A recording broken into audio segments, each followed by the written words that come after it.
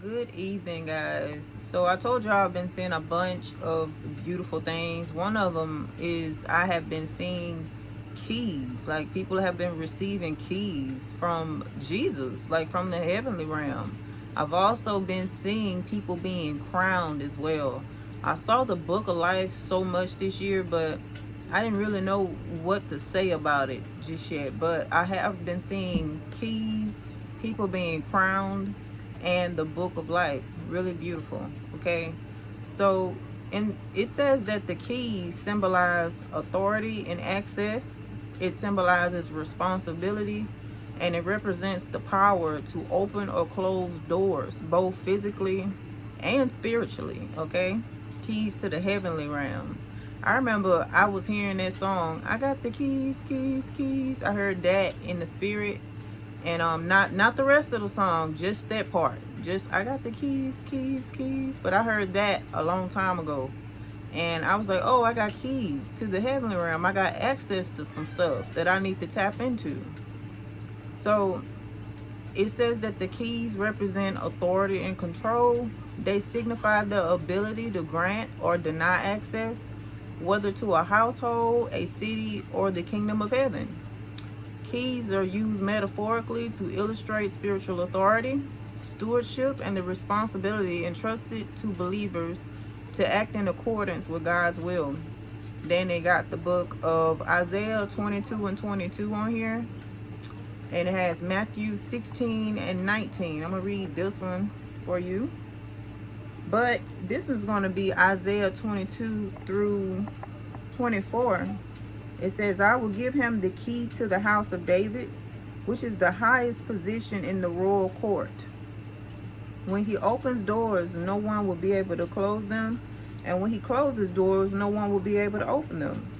He will bring honor to his family name, for I will drive him firmly in place like a nail in the wall. They will give him great responsibility, and he will bring honor to even the lowliest members of his family. I've also been hearing, oh my goodness, and I know this part for me.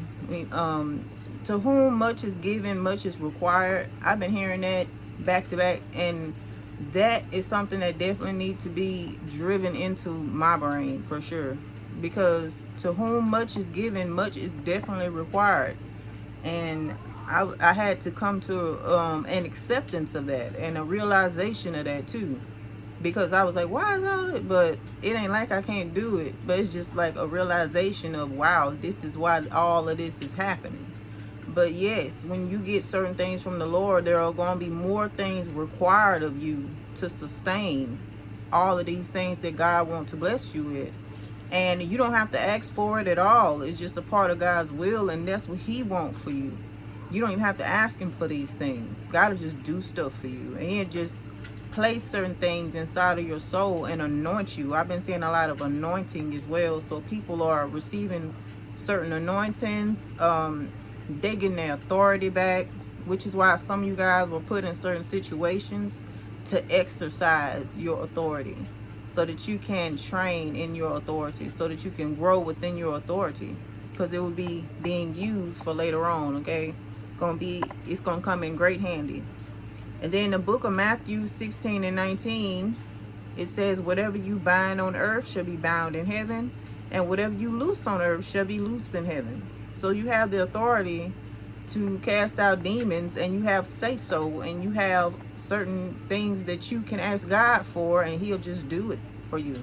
So I know I've been seeing this happen in my life, where my prayers don't have to be long. They don't have to be. I can say 3 words or 2. And I've seen God move off of me just saying 2 or 3 words, because of my authority and favor, actually. Because of my authority and favor. But yes, a lot of you guys are receiving keys. You're being crowned. And it says that the crowns are symbols of honor, victory, and are rewards for your faithfulness. The crowns represent God's glory. And Isaiah 62 and 3 through 4 says that the Lord will hold you in his hand for all to see. A splendid crown in the hand of God. Never again will you be called the forsaken city or the desolate land. And your new name will be the city of God's delight and the bride of God. For the Lord delights in you and will claim you as his bride. James 1 and 12 says, blessed is the man who perseveres under trial, because when he has stood the test, he will receive the crown of life that God has promised to those who love him.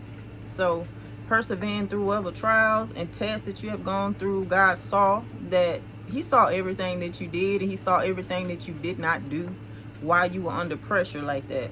And you are being crowned for your faithfulness, for your stewardship, for not just giving up and throwing God out of the picture. You know, some of you guys, you love God too much anyway to even do that in the first place. And not only was that a test, you know, for you, but it was a test for other people around you as well. So everything ties together. This is why you guys are receiving keys of life, the keys to the heavenly realm, access to certain things, and you're being crowned for your faithfulness. You have a forgiving soul, you are a forgiving spirit, and you've been being faithful to God through everything that you've been having to go through. The things you could have done but you did not do. You kept your integrity, and I feel like this is why this is happening. But I've been seeing it back to back to back to back, back to back to back. So it's so beautiful, y'all. It's so beautiful. But yes, this is the word for today, and I'll probably be back with another video soon. I love you guys. Bye.